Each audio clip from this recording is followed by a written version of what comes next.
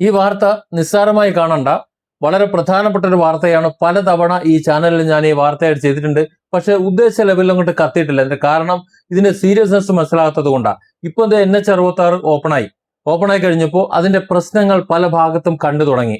ഇപ്പോൾ ഇന്ന് വന്നിട്ടുള്ള ഒരു വാർത്ത, ഇത് നമ്മൾ കാണുന്ന വാർത്ത നോക്കൂ. ഇതൊരു KSRTC ബസ് ഒരു 6 വരി പാതയിലൂടെ അങ്ങോട്ട് 3 വരി വണ്ടി പോകുമ്പോൾ ഇങ്ങോട്ട് ഒരെണ്ണം സൈഡിൽ കൂടി വന്ന് കയറുന്നതാണ് നിങ്ങൾക്ക് കാണാൻ കഴിയുന്നത്. അതായത് ഒരിക്കലും ഇത്തരത്തിൽ വാഹനം ഓടിച്ചു വരാൻ പാടില്ല. ആ KSRTC ഡ്രൈവർ കാണിച്ചത് മഹാചെറ്റത്തരമാണ് അല്ലേ? അങ്ങനെ തോന്നുന്നുണ്ടോ നിങ്ങൾക്ക്? എന്നല്ല, അയാൾ ചെയ്താണ് ശരിയെന്നാ ഞാൻ പറയാ. അയാൾക്ക് വേറെ നിവൃത്തിയില്ല. ഇതാണ് ഞാൻ നേരത്തെ പറഞ്ഞത്. ഇവിടെ വാർത്ത ഞാനൊന്ന് വായിക്കാം. കോഴിക്കോട് തൊണ്ടയാട് നിന്ന് പുറപ്പെട്ട ബസ് പന്തീരാങ്കാവ് ടോൾ പ്ലാസയിൽ എത്തിയപ്പോൾ ടോൾ നൽകാൻ ആവശ്യമായിട്ടുള്ള തുക ഫാസ്ടാഗിൽ ഉണ്ടായിരുന്നില്ല. അതുകൊണ്ട് പിന്നീട് ടോൾ പ്ലാസയിൽ നിന്ന് തിരിച്ചു പോകാൻ സർവീസ് റോഡ് ഇല്ലാതിരുന്നതിനെ തുടർന്ന് ഡ്രൈവർ വന്ന വഴിയിലൂടെ തന്നെ വൺ വേ തെറ്റിച്ച് അതിവേഗ ട്രാക്കിലൂടെ ബസ് പിന്നോട്ട് ഓടിക്കുകയായിരുന്ന. ഇനി അതിന്റെ പ്രതിഷേധം എന്താന്ന് വെച്ച് കഴിഞ്ഞാല്, മറ്റു വാഹനങ്ങൾക്ക് അപകട ഭീഷണി ഉയർത്തിയതിനെ തുടർന്ന്, അത് അങ്ങനെയാണെന്ന് തോന്നിയതിനെ തുടർന്ന് യാത്രക്കാർ പ്രതിഷേധത്തോടെ ബസ് മറ്റൊരു ട്രാക്കിലേക്കും പിന്നീട് സർവീസ് റോഡിലേക്കും മാറ്റി എന്നാണ് പറയുന്നത്. ഇവിടെ ഒന്നുകൂടി ചേർത്ത് പറയുന്നുണ്ട്, സംഭവത്തിൽ അന്വേഷണം നടത്തിയിട്ട് കുറ്റക്കാർക്കെതിരെ കർശനമായ നടപടിയെടുക്കുമെന്ന് മോട്ടോർ വാഹന വകുപ്പ് അറിയിച്ചിട്ടുണ്ട്. ഒരു തേങ്ങ നടക്കാൻ പോകുന്ന ഒരു ഡാഷും ചെയ്യാൻ പറ്റുന്നില്ല. അതിനിവിടെ ഗതാഗത വകുപ്പിൽ ഒരാളും വളർന്നിട്ടുമില്ല, ചെയ്യാൻ പറ്റില്ല. കാരണം ഇവിടെ അനാസ്ഥ, ഈ തോന്നിയാസം മുഴുവൻ കാണിച്ചത് KSRTC ഡ്രൈവർ അല്ല, national highway authority of India ആണ്. ഇവിടെയാണ് ഞാനും നിങ്ങളും മുടങ്ങുന്ന കേരളത്തിലെ 3.5 കോടി ജനങ്ങളെ വെറും മറ്റേ മക്കളാക്കി മാറ്റിക്കൊണ്ട് ഇവിടെ നാട്ടിയിട്ടുള്ള ഈ പരിപാടി എന്തുകൊണ്ടാണെന്ന് പറയാത്തത്? നാഷണൽ ഹൈവേ അതോറിറ്റി ഉണ്ടായി തന്ന 6 വരി റോഡിന്റെ പോലീസ് പറഞ്ഞാൽ മാത്രം പോരാ, കാണിച്ചിട്ടുള്ള തെമ്മാടിത്തരം കൊണ്ട് പറയണ്ടേ? നിലവിൽ ഇത്തരത്തിലുള്ള റോഡിൽ ടോൾ വിരിക്കുമ്പോൾ നിങ്ങൾ ചിന്തിച്ചിട്ടുണ്ടോ? 1 കിലോമീറ്ററിന് 6 രൂപ ടോൾ കൊടുക്കണം.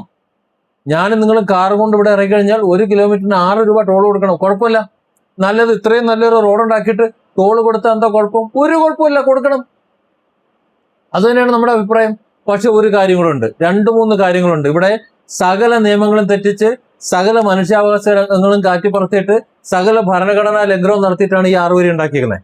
അതായത് ഞാനും നിങ്ങളൊക്കെ വെറും മറ്റേ മക്കളാക്കി നമ്മളെയൊക്കെ മാറ്റിക്കൊണ്ടാണ് ഈ റോഡ് ഉണ്ടാക്കിയേക്കുന്നത്. സാരം എങ്ങനെയെന്ന് ഞാനൊന്ന് പറഞ്ഞുതരാം, നിങ്ങളൊന്ന് ചിന്തിക്ക് ശരിയാണോ എന്ന്. നിലവില് ഒരു 6 വരി റോഡ് ഉണ്ടാക്കുന്നു. ഒരു 6 വരി റോഡ് ഉണ്ടാക്കിയിട്ട് അത് ഇനി നിങ്ങൾ ഇതുവഴി സഞ്ചരിക്കണമെന്നുണ്ടെങ്കിൽ ടോൾ കൊടുത്താൽ മതി എന്ന് അവർക്ക് തീരുമാനിക്കാം. പക്ഷെ അതുവരെ സഞ്ചരിച്ചുകൊണ്ടിരുന്ന ആൾക്കാരുണ്ട് ഇല്ലേ? ഇപ്പൊ ഈ NH-66 ഇപ്പൊ കൊളപ്പുറം എന്ന് പറയുന്ന സ്ഥലത്ത്, കൂരിയാട്, പണ്ട് റോഡ് പൊളിഞ്ഞ സ്ഥലം ഉണ്ടല്ലോ, അതിനിപ്പുറത്താ ഞാനുള്ളത്. ഞാൻ അവിടെ നിന്ന് തിരുവനന്തപുരം വരെ വണ്ടി ഓടിച്ചു പോകുന്ന ഒരു വ്യക്തിയാണ്. ആ സമയത്ത് ഈ ഇതിൽ എനിക്ക് കയറി വണ്ടി ഓടിക്കാൻ ഒരുത്തനും 5 പൈസ കൊടുക്കണ്ടായിരുന്നു. അല്പം വളഞ്ഞും തിരിഞ്ഞും സാവകാശം പോയാൽ മതി, എവിടെയെങ്കിലുമൊക്കെ നിർത്തിയിട്ട് പോയാൽ മതി. അതായിരുന്നു അവസ്ഥ.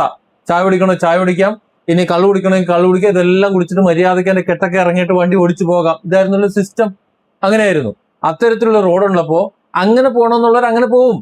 ഇനി ഒരു റോഡ് ഉണ്ടാക്കണം, ഒരു ടോൾ റോഡ് ആക്കണം, ഒരു അതിവേഗ റോഡ് ഉണ്ടാക്കണം എന്നുണ്ടെങ്കിൽ അതിന് പുതിയ റോഡിന്റെ മുകളിൽ കൂടെയോ ഇനി അതല്ലെങ്കിൽ അല്ലാതെ പുതിയ റോഡ് വേറെ അന്തരീക്ഷത്തിൽ കൂടെയോ എങ്ങനെയായാലും ശരി ഒരു പുതിയ 6 വരിയോ 12 വരിയോ അവരുണ്ടാക്കട്ടെ, ഒരു പുതിയ റോഡ് ഉണ്ടാക്കട്ടെ. അതിലൂടെ പോകണമെന്നുണ്ടെങ്കിൽ ഇത്ര രൂപ ടോൾ തരണം.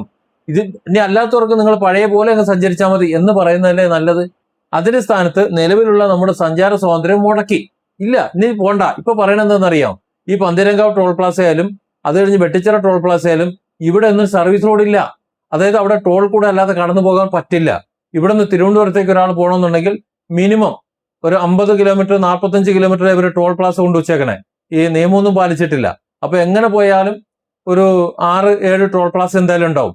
ഈ ടോൾ പ്ലാസയിൽ 140 രൂപ വെച്ച് കൊടുക്കണം. പോയി തിരികെ വരണമെന്നുണ്ടെങ്കിൽ ഒരു 1500 രൂപ കൂടുതൽ നമുക്ക് ഫണ്ട് ചെലവാകുന്നുണ്ട്. അതായത് 1500 രൂപ ടോള്. നിങ്ങളൊന്ന് ആലോചിച്ച് നോക്ക്. 1500 വെറുതെ ടോൾ കൊടുക്കുക. അങ്ങനെ കൊടുക്കാൻ പറ്റില്ല എന്നുണ്ടെങ്കിൽ നീ വണ്ടി ഓടിക്കണ്ടെന്നാ പറയുന്നത്. നീ പോണ്ട, നീ വീട്ടിൽ ഇരുന്നാൽ മതി. വേറെ വഴിയില്ല, വേറെ വഴി വേണ്ടേ പോകാൻ? വേറെ വഴിയില്ല. ഇത് പറയുന്നത് ഒന്നും കൂടി പറയുകയാണെന്നുണ്ടെങ്കിൽ, വീട്ടില് വരുമാനം ഇല്ല, ആകെ 10-200 രൂപ ശമ്പളമുള്ള ഒരു അമ്മച്ചി, ആ അമ്മച്ചി അയൽപക്കത്തെ കലം കഴുകാൻ പോയിട്ട് അതിൽ നിന്ന് കിട്ടുന്ന 10-200 രൂപ കൊണ്ടുവന്നിട്ട് അരി വാങ്ങി ഉണക്കമീനും ചുട്ട് ചമ്മന്തി അരച്ചിട്ട് കുട്ടികൾക്ക് തിന്നാൻ കൊടുത്തുകൊണ്ടിരിക്കുകയാണ്. ആ 200 രൂപ വരുമാനം ആ അമ്മച്ചിക്കുള്ളൂ. അതുകൊണ്ട് ആ അമ്മച്ചി കുട്ടികളെ പഠിപ്പ് നോക്കണം, അതിൽ നിന്ന് ഊറ്റി ഉറുമ്പി വെച്ചെന്ന് വേണം പുസ്തകം വാങ്ങാൻ, ബുക്ക് വാങ്ങി, ഇതെല്ലാം ചെയ്യാൻ ഈ കൊല്ലം. അതും വർഷത്തിൽ എല്ലാ ദിവസവും പണിയുണ്ടെങ്കിൽ അമ്മച്ചി ഈ പരിപാടി നടക്കുകയുള്ളൂ. കടം വാങ്ങിയാൽ തിരിച്ചു കൊടുക്കാൻ നിവൃത്തിയില്ലാത്ത ആ രീതിയിലുള്ള അമ്മച്ചി.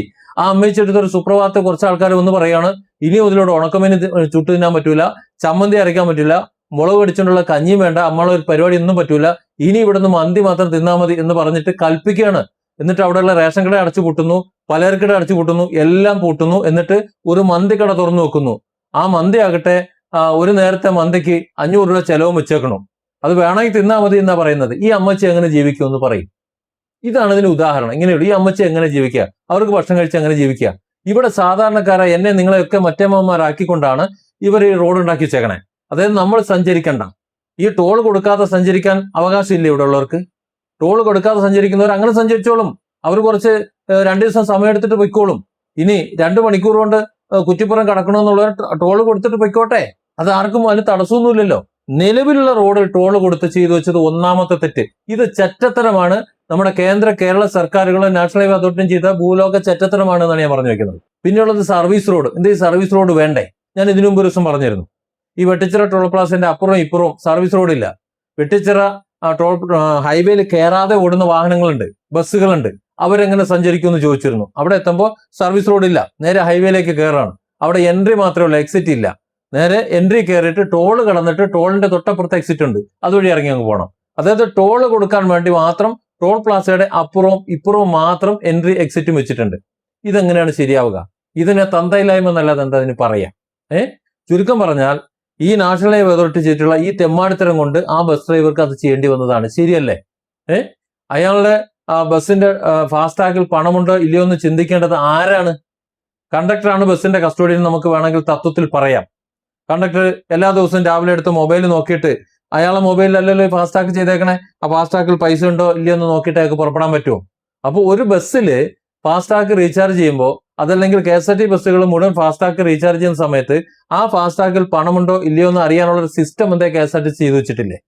ആ ബസ് പുറപ്പെടുമ്പോൾ പോയിട്ട് തിരിച്ചു വരുമ്പോൾ വരുന്നതിന് എത്ര ടോൾ പ്ലാസ ഉണ്ടെന്നോ ആ ടോൾ പ്ലാസകളിൽ എത്ര രൂപ കൊടുക്കണമെന്നോ ഒരു കണക്ക് അറിയാൻ പറ്റൂല എന്നുണ്ടെങ്കിൽ പിന്നെ എന്ത് ചരക്കാനാണ് ഈ മന്ത്രി അടക്കമുള്ളവർ അവിടെ കയറി കുത്തിയിരിക്കുന്നത്? എന്താ അവരുടെ പണി? അവരറിയണ്ടേ? ഒരു ബസ്സിൽ ഒരു ദിവസം എത്ര ഫാസ്ടാഗിൽ പൈസ വേണമെന്ന് അറിയണ്ടേ? ആ പൈസ ഇല്ല എന്നുണ്ടെങ്കിൽ ഡിപ്പോ എന്നാ വണ്ടി അനക്കാൻ പാടുണ്ടോ? ആ ഡ്രൈവർ ചെയ്തതാണ് ശരി.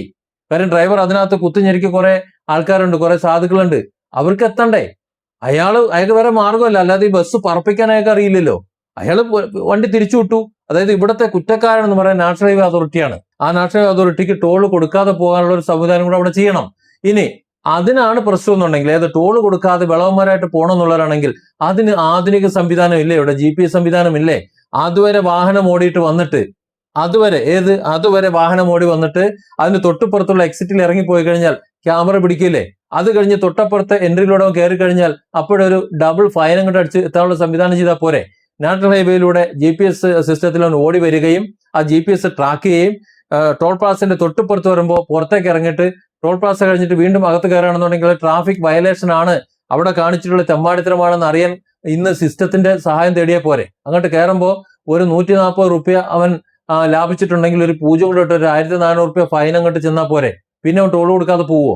അപ്പോൾ സർവീസ് റോഡ് ഉണ്ട് എന്ന് പറഞ്ഞിട്ട് ടോൾ കൊടുക്കാതെ എല്ലാവരും അങ്ങ് പോകുമെന്ന് കരുതൊന്നും വേണ്ട. അതിനുള്ള സിസ്റ്റം ഉണ്ട്. ആ സിസ്റ്റം നടപ്പിലാക്കേണ്ട സ്ഥാനത്ത് ഇവിടെ ജനങ്ങളെ ബുദ്ധിമുട്ടിക്കാൻ വേണ്ടിയിട്ട് റോഡ് ഉണ്ടാക്കുന്നു. ഈ റോഡിന്റെ ഇപ്പോഴത്തെ അവസ്ഥ എന്താ? ടോള് പിരിക്കാൻ വേണ്ടി മാത്രം ഉണ്ടാക്കിയ റോഡാണ്, അല്ലാതെ സഞ്ചരിക്കാൻ വേണ്ടി ഉണ്ടായ റോഡല്ല. ഇത് ഈ NH 66 എന്ന് പറയുന്ന റോഡ് സഞ്ചരിക്കാൻ വേണ്ടി ഉണ്ടാക്കിയതല്ല, ടോള് പിരിക്കാൻ മാത്രം ഉണ്ടാക്കിയ റോഡാണ്.